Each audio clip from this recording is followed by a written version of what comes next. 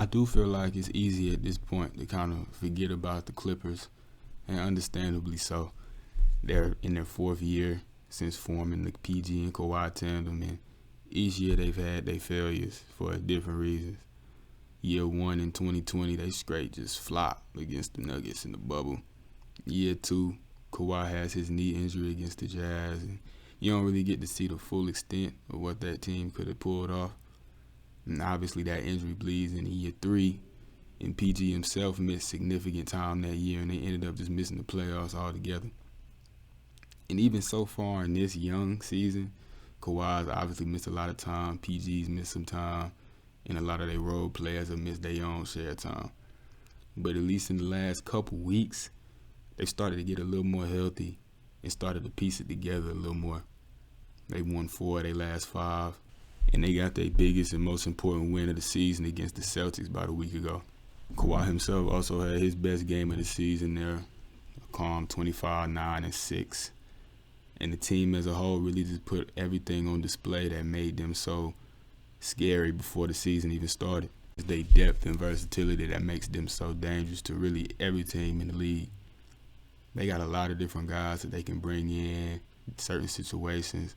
Obviously, they love to go small. And guys like Robert Covington and Nick Batum are the biggest reasons for that. They more than comfortable giving those 2 extended minutes at the 5, and you can understand why when you watch them. I mean, defensively, they do as good as you can ask 2 rather undersized guys to do individually on those bigs. But defensively, it's more of a team effort for them, and they're quick to swarm ball handlers, sending doubles, but also very quick to close out the shooters and chase them off the three-point line. And you'd also think that they often get beat up on the glass, but similar to their defensive approach, they're quick to box out and really crash the glass as a team to close out their defensive possessions.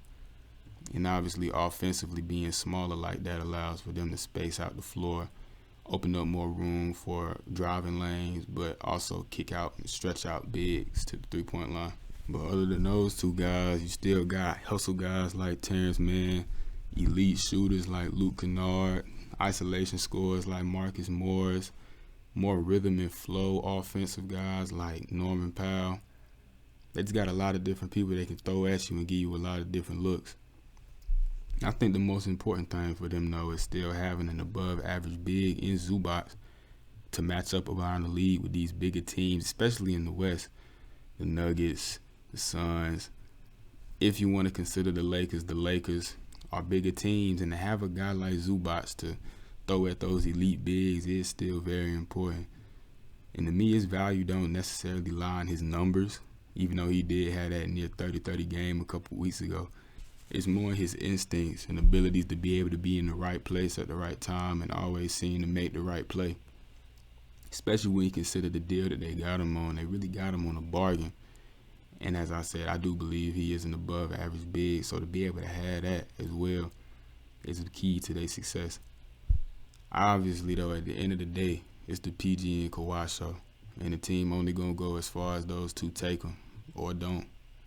And being that Kawhi is probably the biggest X factor in the league, his presence or his absence is really going to make or break this team. Same with Paul George. Being that they have so many question marks and what ifs about them, to me it definitely calls they standing as contenders into question. So I know me personally, I ain't putting too much stock into them. I feel they can definitely go with any and everybody, but that's only if this long list of what ifs turns out in their favor. So everything with them to me is just TBD. We just gonna have to wait and see what happens.